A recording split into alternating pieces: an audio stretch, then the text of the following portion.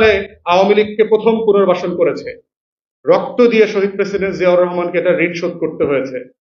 জাতীয় পার্টি দ্বিতীয়বার আওয়ামী লীগকে পুনর্বাসন করেছে, জাতীয় পার্টি নাই হয়ে গেছে, 6 টুকরা হয়ে গেছে পিজার মতো, এখন নাই এটা। তৃতীয়বার জামাত আওয়ামী লীগকে পুনর্বাসন করেছে 94, 95, 96 সালে। জামাত হাজারে হাজারে লাশ দিয়ে রক্ত দিয়ে এটা ঋণ শোধ করতে হচ্ছে এখনো।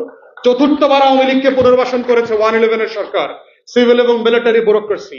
আমাদের টোটাল ব্যুরোক্রেসিকে নাই করে দিয়েছে ভারত এবং আওয়ামী লীগ।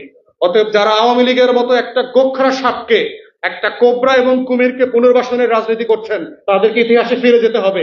ইতিহাসের নোট বইগুলো দেখবেন, আপনারাও কিন্তু গোখরা শাকের কামড় থেকে বাঁচতে পারবেন না। অতএব ভেরি কেয়ারফুল। জুলাই রেভলিউশন হচ্ছে শত্রু মিত্র চেনার রাজনীতি। জুলাই রেভলিউশন হচ্ছে লাল সবুজের পতাকার বাঁচিয়ে রাখার রাজনীতি। এই রাজনীতিটাই হচ্ছে গণ অভ্যুত্থানের স্পিরিট, এবং তার ভিত্তিতে আগামী দিনের এই গণ অভ্যুত্থানের ফরমান লিখিত হতে হবে। সেই আহ্বান রাখিয়ে আমার